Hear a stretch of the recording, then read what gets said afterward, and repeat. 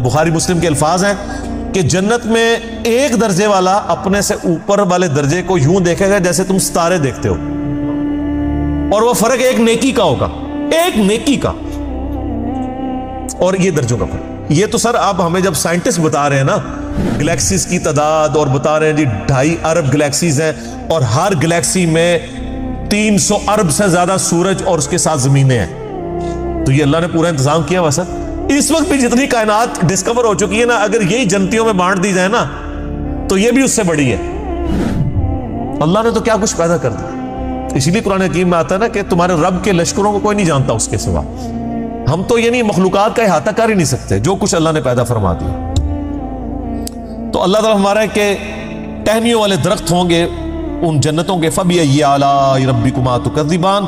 فِيهِمَا عَيْنَانِ تَجْرِيَانِ، ان باغوں میں 2 چشمے جاری ہوں گے۔ فَبِأَيِّ آلَاءِ رَبِّكُمَا تُكَذِّبَانِ فِيهِمَا مِن كُلِّ فَاكِهَةٍ زَوْجَانِ، اور ان باغوں میں ہر طرح کے میووں کی بھی 2 قسمیں ہوں گی، ہر میوے کی 2 قسمیں ہوں گی۔ اللہ اکبر۔ فَبِأَيِّ آلَاءِ رَبِّكُمَا تُكَذِّبَانِ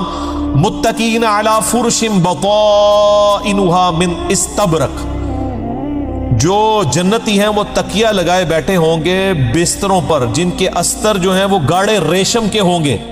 وَجَنَ الْجَنَّتَيْنِ دَانٍ، اور دونوں باغوں کا پھل نیچا جھکا ہوگا۔ یہ نہیں ہے کہ جناب آپ وہ درخت اتنے بڑے بڑے ہیں تو جناب آپ کو کوئی سیڑھی لگا کے یا کسی ڈرون میں بیٹھ کے جانا پڑے، نہیں، ٹہنی لٹک رہی ہوں گی، بلکہ اشارہ کریں گے تو ٹہنی اپنے پاس آ جائے گی اور آپ اس کو پھل کو توڑ کے کھائیں گے، کیونکہ جنت کو تو فنا نہیں ہے، آپ کے توڑ کے ختم ہوگا،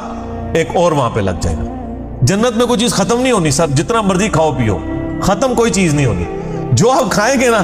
آپ، اچھا، اور آپ کو بھی تکلیف سے آزاد کر دیا، کوئی پیشاب نہیں ہے، کوئی پخانہ نہیں ہے۔ بخاری مسلم کے الفاظ ہیں، ایک خوشبودار ڈکار آئے گی،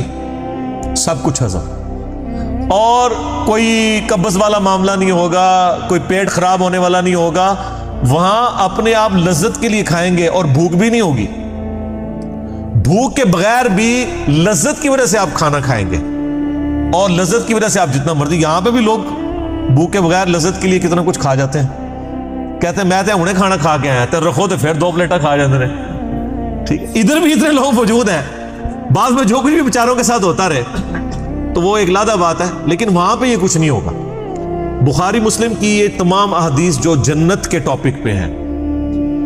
ان کو اگر آپ نے ایک جگہ کمبائنڈ فارم میں دیکھنا ہے تو مشکات المصابی کی 3 جلد میں، جس کو میں نے انسائکلوپیڈیا آف حدیث ڈکلیئر کیا ہے، یعنی اہل سنت کی مین سٹریم کی 13 کتابوں کا یہ مجموعہ ہے، اس کی 3 جلد میں آپ جا کے جنت کا چیپٹر کھول کے پڑھ لیں، آپ کو تمام چیزیں ایک جگہ مل جائیں گی، اور اگر آپ نے ان کو مزے لے لے کے سننا ہے تو آپ طارق جمیل صاحب کے لیکچر دیکھیں، میرے اندر اہلیت نہیں ہے اس کو بیان کرنے کی۔ اچھا جی، فَبِأَيِّ آلَاءِ رَبِّكُمَا تُكَذِّبَانِ فِيهِنَّ قَاصِرَاتُ الطَّرْفِ لَمْ يَطْمِثُهُنَّ إِنسٌ قَبْلَهُمْ وَلَا جَانٌ، ان جنتوں میں نیچی نگاہوں والی حوریں ہوں گی جن کو نہ کسی انسان نے چھوا ہوگا نہ کسی جن نے اس سے قبل۔ اچھا، ان آیات سے اب یہ بھی پتہ چل گیا کہ جنوں کے لیے بھی ایک جنت ہے اور انسانوں کے لیے بھی جنت ہے۔ جنوں کے لیے ظاہر ہے ان کی ریکوائرمنٹس اپنی ہیں، آپ کو پتہ ہے، صحیح بخاری میں آتا ہے، صحیح مسلم کے اندر کہ نبی علیہ السلام نے منع کیا ہے کہ آپ گوبر یا ہڈی کے ساتھ استنجا نہ کریں، کیونکہ جنوں کی خوراک ہے اس کے اندر، ہماری خوراک تو گوبر یا ہڈی کے اندر نہیں اللہ نے رکھی ہوئی ہے۔ تو جنوں کی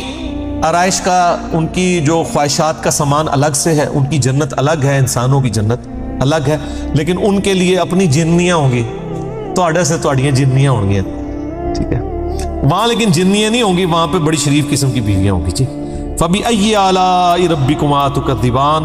كَأَنَّهُنَّ الْيَاقُوتُ وَالْمَرْجَانُ، اور یہ جنتی عورتیں ایسی ہوں گی گویا یاقوت اور مرجان ہیں۔ وہ تو صحیح بخاری میں آتا ہے کہ وہ یعنی ایسی ٹرانسپیرنٹ حوریں ہوں گی کہ ان کی جو پنڈلیاں ہیں، پنڈلیوں کے پیچھے ہڈیوں میں جو گودا ہے نا وہ بھی ٹرانسپیرنٹ نظر آ رہا ہوگا۔ یہاں پہ تو خیر ان چیزوں میں شاید کوئی اتنی اٹریکشن نہ ہوگی، کوئی شیشے کی کوئی حور بن کے سامنے آ جائے، وہاں کی ریکوائرمنٹس ڈیفرنٹ ہیں، وہاں کے لیے وہاں جا کے پتہ چلے گا۔ فَبِأَيِّ آلَاءِ رَبِّكُمَا تُكَذِّبَانِ هَلْ جَزَاءُ الْإِحْسَانِ إِلَّا الْإِحْسَانُ، احسان کا بدلہ بجز احسان کے کیا کچھ اور بھی ہو سکتا ہے؟ ہائے ہائے،